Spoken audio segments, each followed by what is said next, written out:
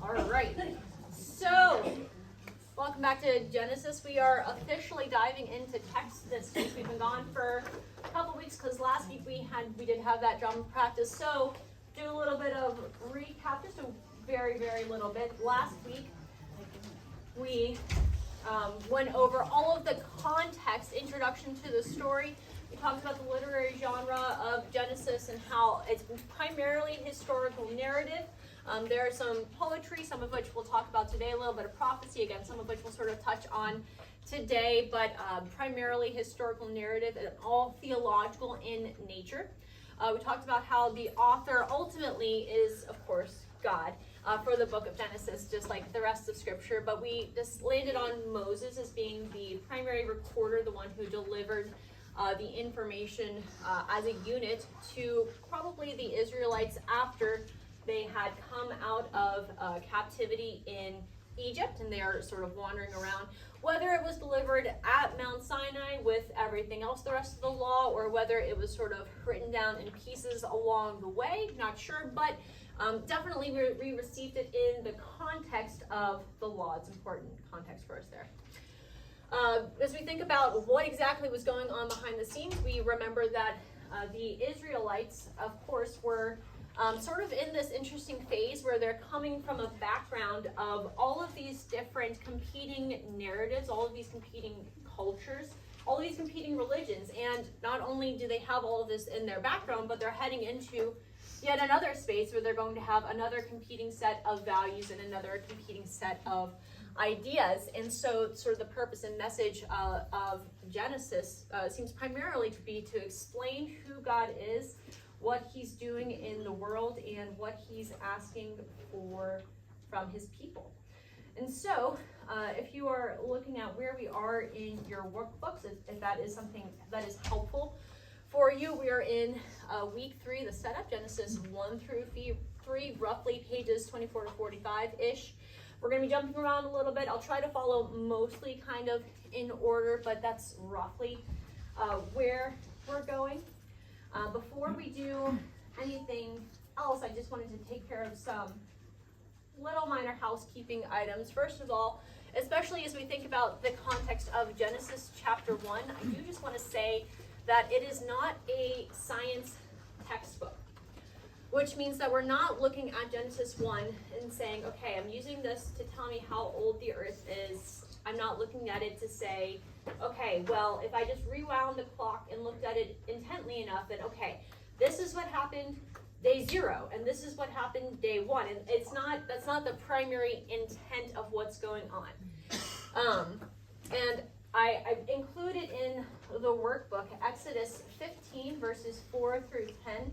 And Exodus 15, 4 through 10 is a poem. It's a song describing how Pharaoh and all of his troops are pursuing the nation of Israel after they've escaped from Egypt. And it starts in verse 4. So Pharaoh's chariots and his host he cast into the sea, and his chosen officers were sunk into the Red Sea.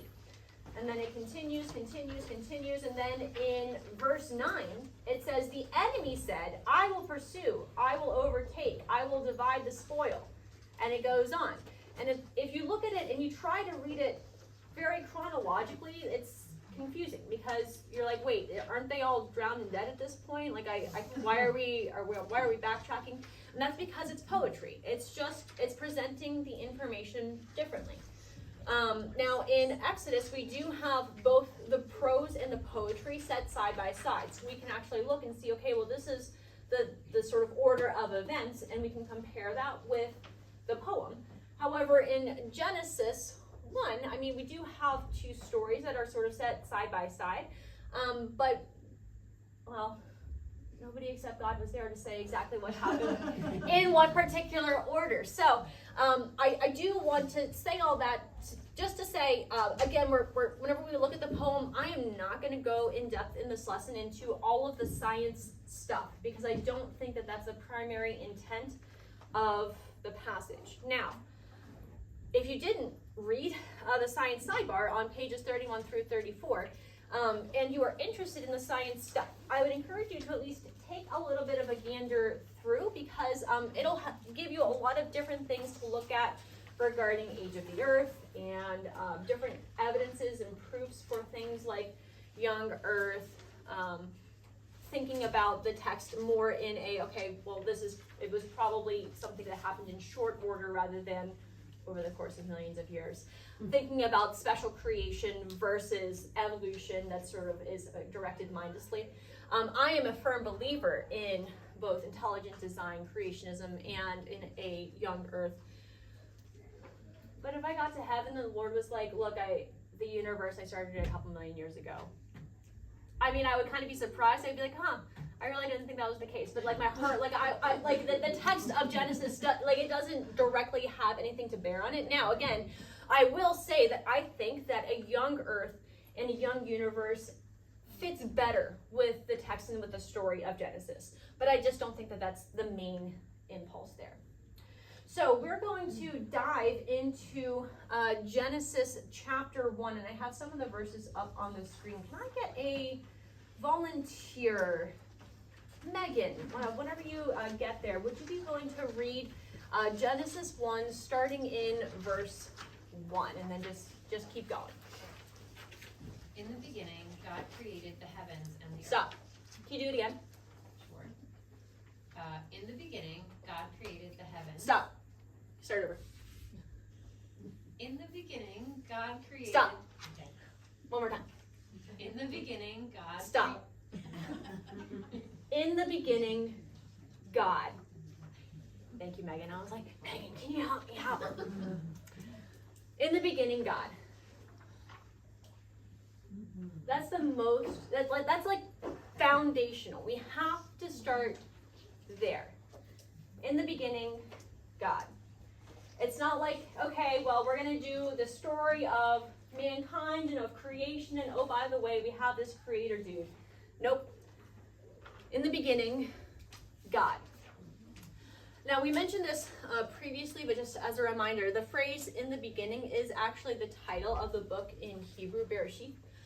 It's in the first or in the beginning. So, in the beginning, God created the heavens and the earth. That phrase, created the heavens and the earth in the beginning, a lot of people think that this phrase essentially indicates at the beginning of time, space, and matter. So this is sort of the beginning of all things in the universe. A lot of people will contest that and say, well, Jewish scholars, Jewish readers wouldn't have understood it in quite those literal terms. Regardless, heavens is sort of like the universe out there, and earth is everything over here that we can touch and see. And so any way that you read it, it's God did all of the things to start. So before anything was, God is the one who did it. Verse 2, the earth was without form and void, formless and empty. Some of your translations might read, and darkness was over the face of the deep, and the Spirit of God was hovering over the face of the waters. This language harks back to a lot of the other creation myths that you'll read about. So some of the Egyptian myths talk about the Spirit of God, not the Spirit of God, talk about the deep waters and about the chaos monsters. A lot of the different myths have these different ideas. However, this narrative is unique, specifically in how God relates to the chaos. First of all, we notice that, again, in the beginning, who or what? God. Not the chaos, but God himself. And secondly, we notice that God here is putting boundaries on the darkness, not by reaching out and touching, but just with his spoken word. And this is unique amongst all of the creation narratives, that God is the one who is speaking, who is setting things into place. Now, verses 2 through 4 here tell us that God is spirit. The word that's used is ruach. Now, do I speak Hebrew? No. I will do my best. There are a lot of Hebrew words that I've heard a lot of times, but I really struggle with that sort of back of the throat, sort of guttural like noise. And so I'll try. So the ruach. There we go. Now I sound like I'm Chewbacca. No, see, now it's not doing it. It's all good. So the ruach is a word that is also translated as wind, and so you'll see sometimes it's translated spirit, sometimes it's wind, but it expresses that God is intangible.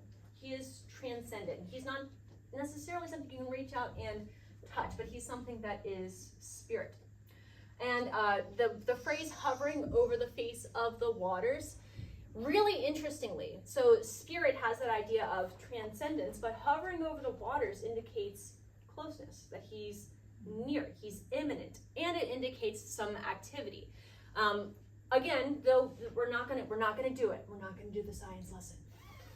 As much as it breaks my heart. So we're not doing the science lesson. However, this doesn't indicate a God who is like, all right, boop, sort of set creation into motion and then walked away. No, it paints the picture of a God who is near, who is engaged, who is acting.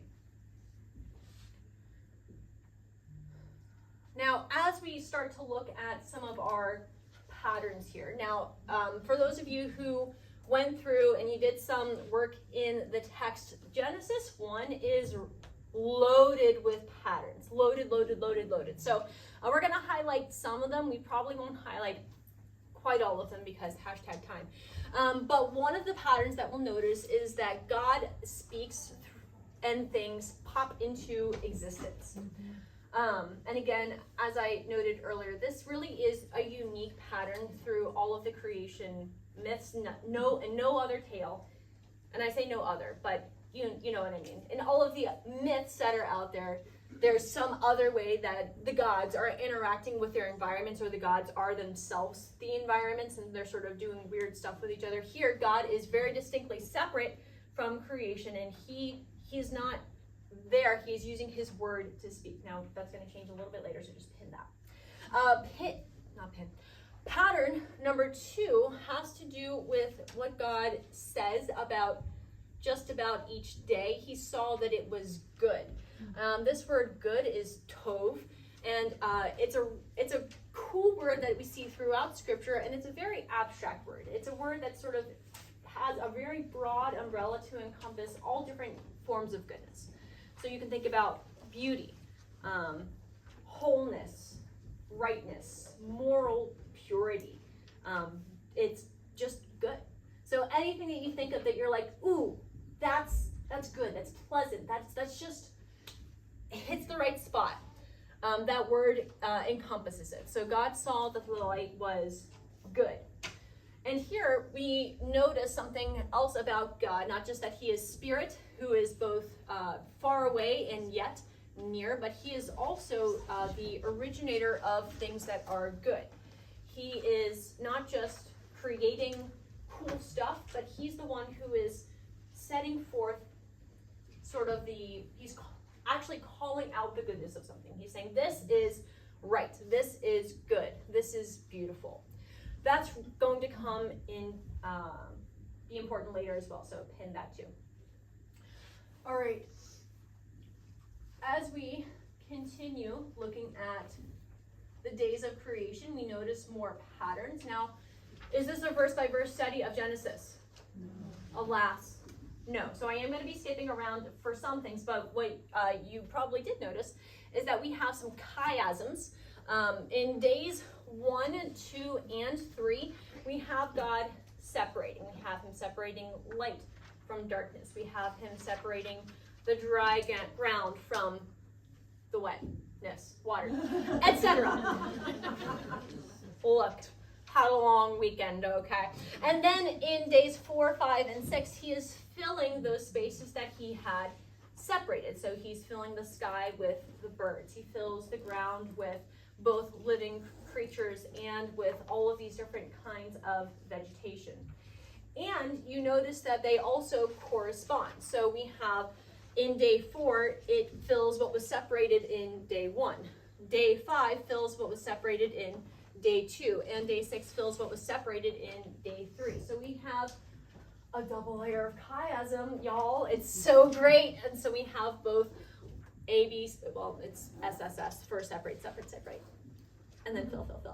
And then 1, 2, 3, 1, 2, 3. So there's lots of stuff like that in the book of Genesis. We're not going to touch on all of it, not any of of it. We're not going to touch on all of it, but there's a lot of really cool stuff like this. So anytime we see a chiasm, we always want to look at where does the center point. And in Genesis chapter 1, if you do the work in Hebrew, which I will admit I did not do. However, there are people who do speak Hebrew and read Hebrew and did the work for us. And so the center of the chiasm in chapter 1 is the word that's translated as seasons or sacred times. And this is one of the 4 words in Judaism that is used for Sabbath. So pin that. I know we're pinning a lot of things. So just like keep track of all of the pins that we have all over your board. We're going to come back to that later as well. Now, let's go back to the patterns here. We're going to skip forward on the slide. I'm going to show you Genesis 1 starting in verse 14, just to show you some of the different verses here.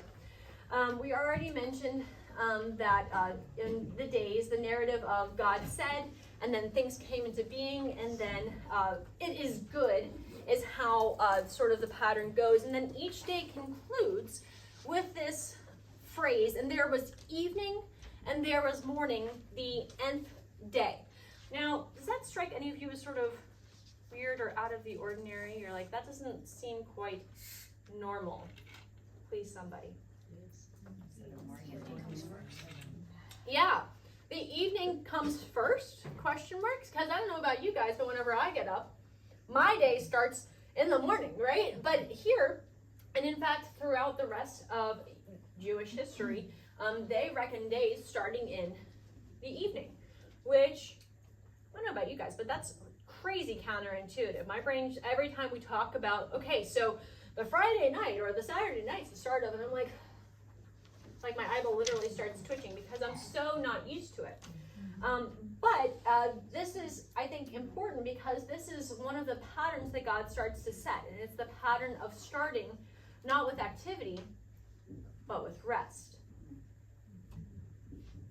And I think for us in our culture today, that can really be I know, I'm going to say for me, that's a struggle because I'm so oriented toward accomplishing things, toward getting things done. And here, into even, if you think about the context in which the Israelite nation was living, what had they just come out of? Slavery. And so their lives were very much centered on productivity, on work, on doing, and not because they wanted to, but because they had to in order to survive. And so God comes in and he says, I'm going to change the narrative. Your narrative is not one of work, but there's something about rest that is important. Now, not only does God start with rest, but he actually, so we slide ahead here into the next sets of verses. He has an entire day, chapter 2, verses 1 through 3, that is set aside for rest, a whole day. Now, again, this is one of those things that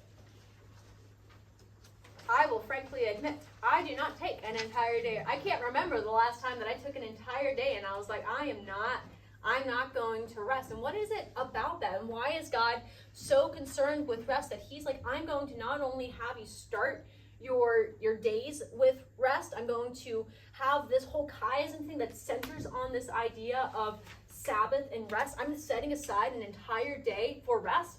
Guys, do you notice that like there's something that God seems to be emphasizing in this poem here? Well, I think that this gets to a really central idea that we're going to see throughout all of Genesis, is that whenever we rest, we are saying something to God. We're saying something about God and about us.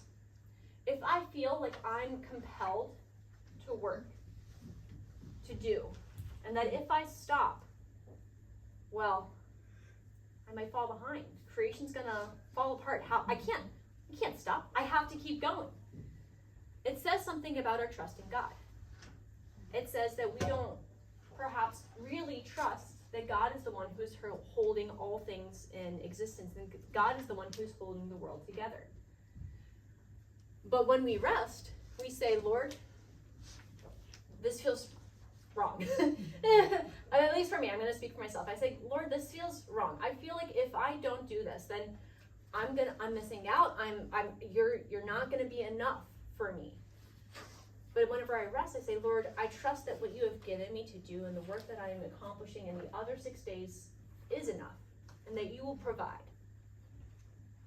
Even though I really feel like I could get a lot more done, Lord, if I just kept pushing through on that rest day. And the Lord says, no, I want you to trust me. Trust that what I have given you is enough. And what's interesting here is that we have a pattern that's broken. We may have a couple patterns that are broken. We're not going to talk about how this one of the days doesn't have the word good in it. What? Sorry. We're just going to keep rolling right past that, and how another day has 2 goods. It was goods. We're going to ignore that. We're going to focus on how on day 7 there's something else that is missing. What else is missing on day 7? Evening and morning. Yeah.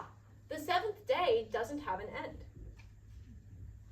It just keeps on going.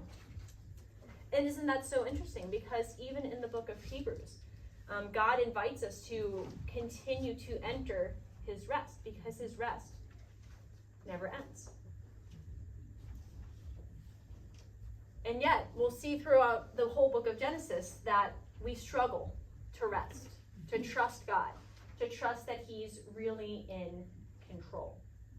And so with that, we're gonna keep going into chapter 2. So it's not going to be up on the screen for you, but we are going to be diving into a whole bunch of things in chapter 2 here. So chapter 2, we have a little bit of a perspective shift, starting in verse 4 and 5. So, we sort of have that, the generations of, which is that Toledot, which is the name of Genesis transliterated in English.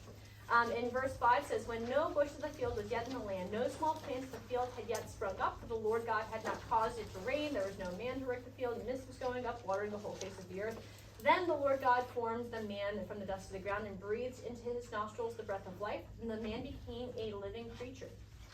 And the Lord God planted a garden in the east, and he put the man there where he had found him, and out of the ground the Lord made to spring up every tree, etc. Now, what's sort of interesting is that we seem to have, again, sort of competing stories here. And you're like, ooh, what's going on? Now, some they're not silly people. Some very smart people who have some really interesting ideas will say that the reason that there are 2 narratives is because there are competing authors. And so they have like, all right, well, this author wrote this portion, and then this other author made this comment, and then author 3 had this section over here, and they added this thing, and they edited this over here, and then we have author 5 over here. And it's, again, while we certainly acknowledge that there were probably some pieces of Genesis that were added later for like contextual notes, like again we talked about when there were no kings of Israel yet, and so you're like, okay, well, they didn't have kings until later, so that was a comment that was probably added later.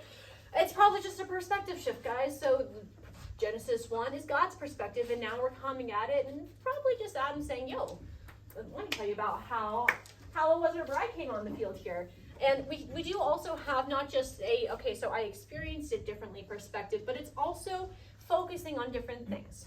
Genesis 1 is centered on God and who he is and what his role is in this really good, beautiful creation. Actually, before I move forward, I did want to pause. I knew I was going to forget because it's not my notes, but this over here, this picture, Noelle painted it, and whenever I saw it, I was like, can you please bring it? Because, oh my gosh, it's so beautiful. And whenever I looked at it, it just reminded me of the good beauty that creation is, and that it's not just, okay, the garden, not just the Garden of Eden, but all of creation is full of goodness and beauty. And as you read Genesis chapter 1, it should overwhelm us, like how much good and beauty God created. And that's the God that is painted in Genesis chapter 1 and chapter 2. And I feel like we just need to rest on that for just a second, because whenever we get to chapter 3, things get a little bit crazy. So, pin that for just a moment. We're diving right over here. Okay, so we have a perspective shift. We also have another change. We introduce another sort of aspect of who God is. So we have Elohim, and then we have this term Yahweh. And you'll see the Lord mentioned in your text now. Yahweh isn't introduced as a name of God formally until Exodus. So whenever he's talking to Moses is whenever there's like a formal introduction. He's like, hello, I'm going to tell you my name. And whenever you're reading, you're like, is it not there? I'm so confused. But what's probably going on is that, again, for if Moses is the one who is recording the text, and he's already met God, and so it seems that probably what's going on is that he's trying to emphasize different characteristics of God as they're going through. Now, I will confess that I tried to sort of sort through and see if I could pin down and agree with anybody to say, okay, whenever they're using Elohim, that title for God, that it means one thing and that Yahweh is sort of indicating something else. And I couldn't do it. I was looking through and I'm like, I can't nail down a pattern. Maybe there is and maybe not. But we do see both names, and sometimes they're used together, sometimes they're used separately. Sometimes you're going to have a really long section where there's just one of them used, and sometimes there's just the other for a section. And I don't know. Do some research, come back. Maybe we'll have some fun discussion and answers. But that is Yahweh is God's personal name. That's again something that he introduces to Moses here. Now, also in Genesis chapter 2, we have the reintroduction of Adam and Eve. Now, Adam and Eve are the names that we give them. Now, I debated a long time how much of the Hebrew stuff to go into, because I don't want to be distracting, right? I don't want to just be like, and I'm going to whip out this Hebrew word and this Hebrew word and this Hebrew word. But especially with names, I think that it's like whenever I have gone to like Brazil or Mexico, this is where it happens a lot, and they're like, and I introduce myself, and they go, Maria, and I'm like, Mariah, Maria. Close enough. And so there's something, but whenever there were some who were like, and I was like, it doesn't really matter, right? It doesn't matter. But there were some who were like, Ma. And I can like they're trying so hard to get the name right, because they're like, I want to make that connection with you. I want to see you and to be with you. And so I do think that there's some value in learning and trying to say their name. So what'll happen throughout the course of the lessons? I don't know. We'll just see what happens. But Adam is actually pronounced in Hebrew Adam, and then Eve is like a major transliteration. It's Hava. So it's like Eva, but with an H at the front, and we don't pronounce the H, so Hava. So Adam and Eve is how I'm going to say it, because I'm English. So those are their names, and I do want to pop back over here again really quickly and just note that so whenever we take a look at the word man, so the words for man and person, you're going to see these things translated differently across different translations, because there are actually different words. It's all good. For man and person, and then woman. So man is ish or ish, depending on how you're saying it, and then woman is isha, and then Adam is just person. And whenever you are going through, sometimes you'll see the name Adam, and sometimes it'll say person, but oftentimes it'll just assume that Adam is the one who's being described, but in the text, it'll have a prefix it'll be the person.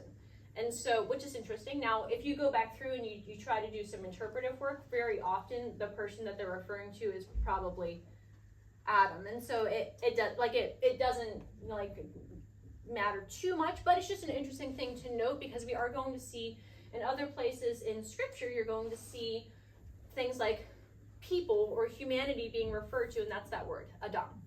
So just a little bit of a pin there. Now, God makes man in his image, and this word for image has this idea of all of these things. So we have a shadow, an imprint, a representative, an agent.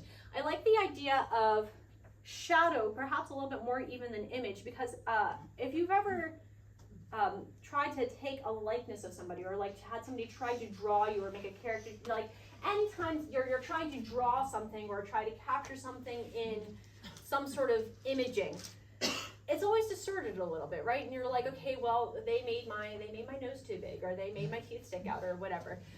But a shadow, whenever it's right underneath you, it basically sort of really captures the exact image of you in different colors.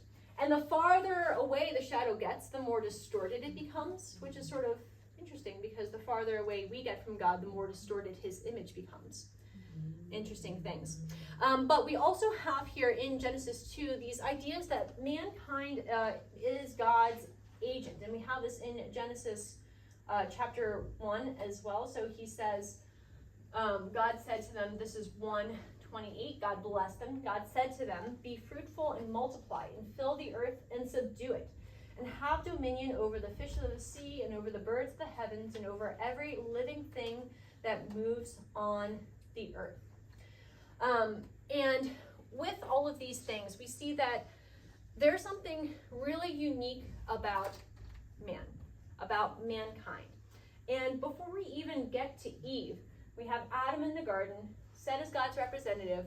And what does God do? Does he just pop out right away and say, Adam, I have this Eve thing for you? No, what does he do? He realizes how bad Adam did with the garden. He needed a woman to help him keep things straight. He was like, Adam, you definitely need a helper. Why did you name it a giraffe? That's such a dumb name for it. Just kidding. He realized he needed someone to be there with him. Everyone else had a companion. Everyone else had a companion. Yeah, so first of all, we have this parade of animals, right? And we have the giraffes go by, and Adam's like, I think that a great name for you would be giraffe. Or whatever it is in Hebrew. Do I speak Hebrew? No. So, the giraffes go by, and he names them, and then he names the lions, and then he names the, the lemurs, or whatever. And so then he starts to recognize, first of all, all of them have companions. Where's mine? Where's my moving buddy? I need a moving buddy. And he recognizes, too, that he is different from all of the rest of the animals. There is none among them who is a fitting companion for him. And so God takes a rib. Now the word for rib is related to the word crossbeam, which is interesting. So it's like a supporting structure. So he takes the crossbeam from Adam and sort of makes from it Eve. And it's interesting because there's all sorts of craziness in our world today about men and women, and everything from men and women are the same. Men can become women. Women don't need men. Men don't need women. We're all better off if we just sort of go off and do our own. Like, there's all sorts of really bad messaging out there about the relationship between men and women and what the ideal is. But what we see in Genesis is, first of all, that men and women are both made in God's image. We are not lesser nor greater, but we are equally made in God's image. Also, we are different. Adam is interestingly not described as a man until he is placed in opposition to woman. And it's possible, some say that whenever God first made them, that it was just like, it was sort of like, okay, this androgynous thing, and then in Crete, whenever he took female out, that it became male and female. Sort of interesting, I don't know, sort of playing with the idea. But regardless, we have female that is taken out of Adam, and now we have two distinct things. The word a helper fit in Hebrew is literally translated the helper who is opposed or who is against, which for some of us, we're thinking about our marriage relationships, and you're like, everything makes so much sense. And the best ways, though, right? Like in all of our strengths are not the same as men's strengths, and where they are weak, sometimes we are strong. When we are weak, they are strong. And so there's meant to be this coming together, and as we come together, not just to help one another, but when we come together, that is the best way to image, to represent God. Not that we can do it perfectly because we're, well, first of all, not God, and secondly, because we're fallen, but it is best whenever we can come together and work together to work in the kingdom. Oh, yes. All right, so God gives, and those are all the things. So God gives the ability to rule to man, and it is interesting that this is in contrast with, it's not the heavenly beings that get to rule everything, it is mankind who is God's representative, his agent on earth. And I do just want to camp out for just a moment and say that God is obviously the one who is in control, right? There's nothing in the text that you think, oh my goodness, mankind is rising up and calling the shots here. No, God is the one who is clearly in control. He is the one who is moving the narrative. But he also very definitely gives mankind a role. He gives them responsibility, and he gives them a choice. And he says, hey, out of all of these beautiful things that I've given you, out of all of the beauty, look at all of these beautiful things that I've given. And the text is literally, surely eat. It's a double command. Eating, you will eat. Please go enjoy all of these beautiful things that I have given you. But there's also, well, a command that I would like for you to not break. And so we have in Genesis chapter 3, we have the story of the fall. And if you want to turn to chapter 3, we have this really interesting scenario with this snake that's sort of all of a sudden getting up and talking, which again is weird, right? Is that weird? Please nod your heads and say yes, it is weird. Otherwise I'm going to have questions and we're going to talk later, okay? Yeah, talking snakes are weird. And the snake is asking Eve in particular some interesting questions. And he says, hey, did God actually say, you shall not eat from any tree of the garden? And I'm really intrigued. I want to know, where did the chain of command get messed up? Because what did God say? God said not, okay, don't eat from any tree in the garden. Instead, he said, hey, no, surely eat from every tree except don't eat from this one tree, the tree of the knowledge of good and evil. That's not the command that's emphasized. The command that's emphasized is to eat from every tree. And Eve's like, yeah, I guess that he said that we could, he said that we could eat from the trees. But there is this one tree that we can't eat from or even touch. And it's this really interesting turn of emphasis. And there's clearly something that's distorted or missing. So did that come from Adam? Was that from Eve? Was it a combination of both? I don't know. I kind of want to just blame Adam, but well, that's the sin. That's my sinful flesh, right? And so, the serpent, the snake, starts to mess with Eve a little bit, and he says, "Hey, well, no, I know that God said that if you eat of this, you will surely die. But how you know you're not going to surely die? Instead, you're actually going to become like God." Now, weren't Adam and Eve already like God? Weren't they already made in his image? They were. And so we have to ask, what in the world is going on here? And so we have to take a little bit of a closer look at the tree of life and the tree of knowledge and good and evil. Now there's a lot of crazy things here. So as I think about the tree of life sounds good, right? Tree that gives life? Yeah. Please not. Yes. Tree of knowledge of good and evil. So first of all, let's break this down a little bit. So knowledge in the text is a word that means experiential knowledge. It's not just a head knowledge. It's like the difference between if you are making mashed potatoes for the first time and you're reading the thing and it's like, okay, don't overbeat the potatoes. And you're like, sure, that makes sense. And then you don't realize until you're 10 minutes into it and you're like, haha. Oh, now I have experienced the overbeating of the potatoes. Now this is one starchy mess, right? So, so that's experiential knowledge. We've already talked about the word good. That's that word tov, that sort of abstract concept that under which everything else falls. The word evil is an automatopoeia in Hebrew. It's the word raha. And if you hear it, the word is shattering violence. So if you think about, if you have like either a picture frame or maybe a piece of pottery and you're really, really angry and you just smash it. It's that idea of that shattering violence. That's that word raha. So if you have the tree of knowledge of good and evil, if I say, okay, well, tree of knowledge of good, does that sound good?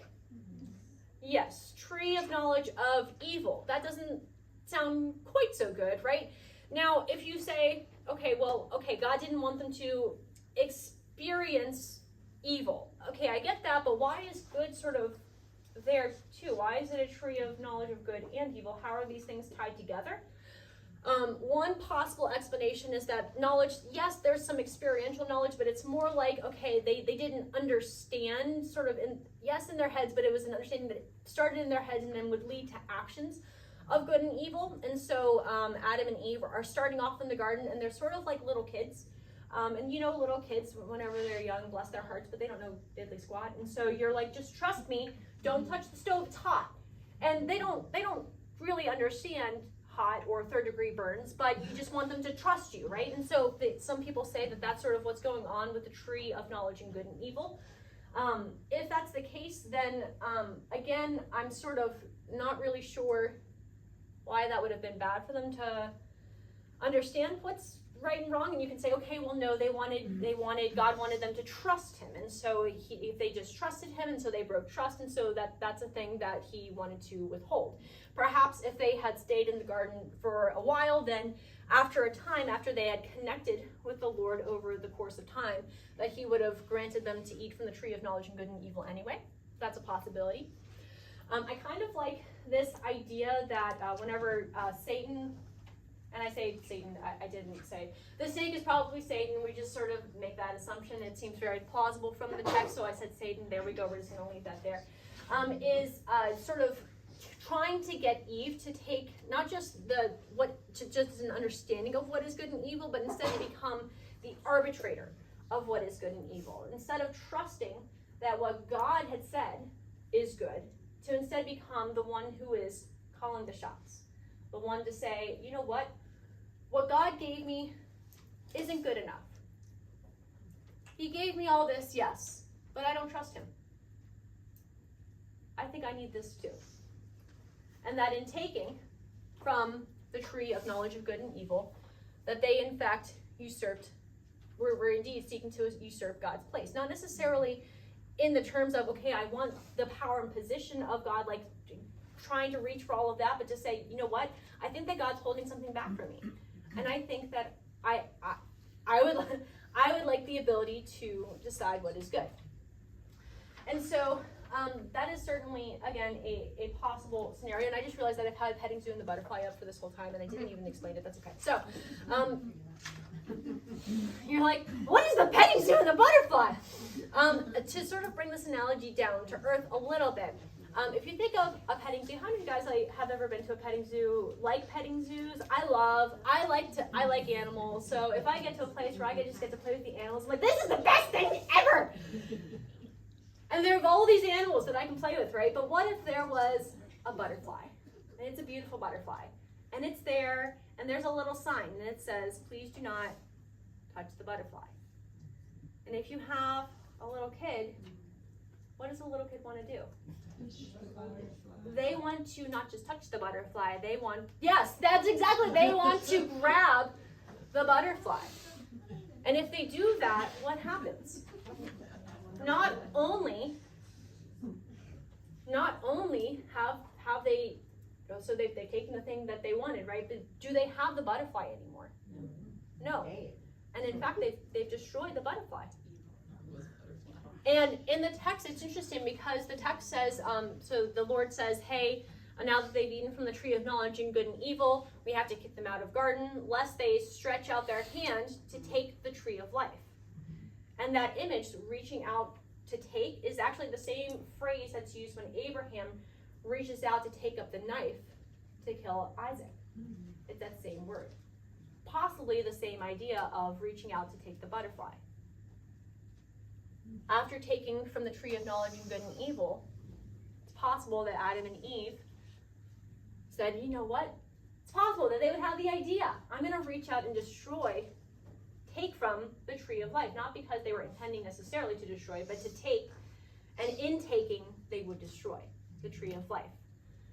Now, I don't know. There's a lot of stuff that's in all of these theories that I'm like, that's really plausible, but I don't know. So really interesting things. At the very least, what I think I can say is that Adam and Eve didn't trust God. They didn't believe that what he had given to them in the garden was enough, and they wanted more. And so they reached out their hand, and they took, and they ate, and then there were consequences. And these consequences were pretty immediate, right? So we had all of a sudden they realize that they are naked. They are aware. Their understanding has increased.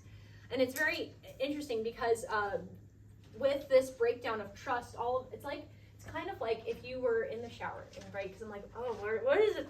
Saying something I could say that's not terrible. So if you're in the shower and you're naked, and then all of a sudden your toddler wanders in, and you're like, no, and all of a sudden you are aware that you are naked. You knew that you were naked before, but right, it's not like you were like, oh no, I'm not. But it's the awareness, and I think that was kind of what was going on. That there's all of a sudden this keen awareness that you're like, oh, like it's not okay anymore. Yes, I knew, but it was fine. And now I'm aware in the sense that there's shame, and there's distance, and there's distrust.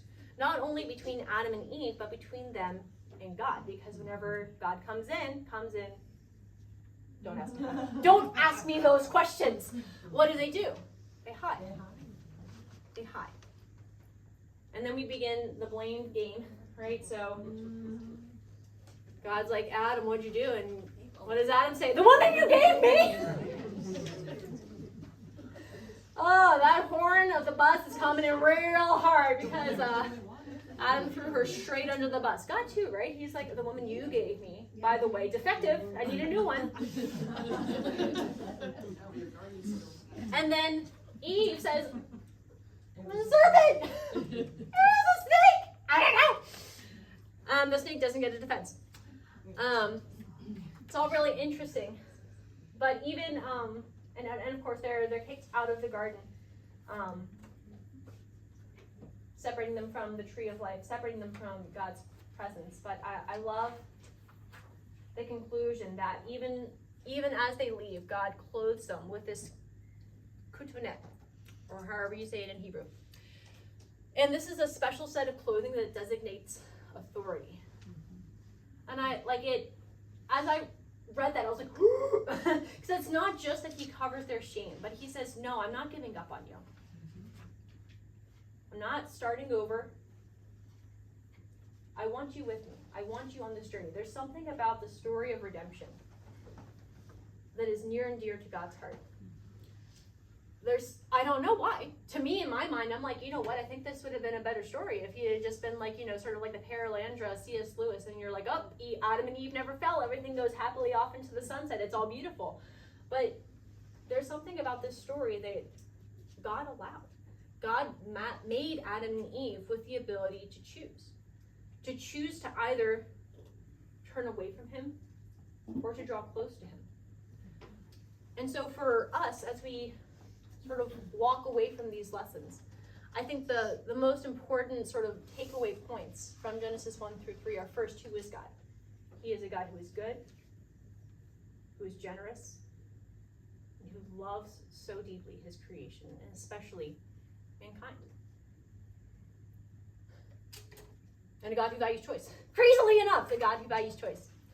And then for us, I think that recognizing that about God is important, but also that call to trust, the call to rest, and the call to, even as we think about the tree of knowledge and good and evil, God doesn't need that outside voice telling him, what's good or evil. He is that voice saying, this is the thing that is good.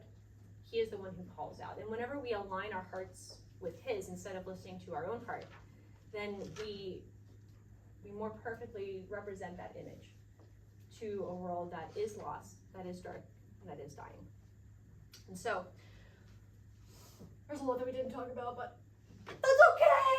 We're just gonna. So, if you're looking at the next week, it's the Fallout, pages 48 through 73, a lot of chapters to run through, but lots of good stuff. Small group discussion, page 47 is the checkpoint. You can hit that or not, and then the discussion is centered on pages 29 to 30, 39, and 45. Leaders, if you didn't get your hand-ups, you can certainly do that. Thank you, ladies, for sticking in there. Heavy content for the first week. It does get theologically easier from here on out, maybe. Thanks, everyone. Have a fabulous rest of your evening.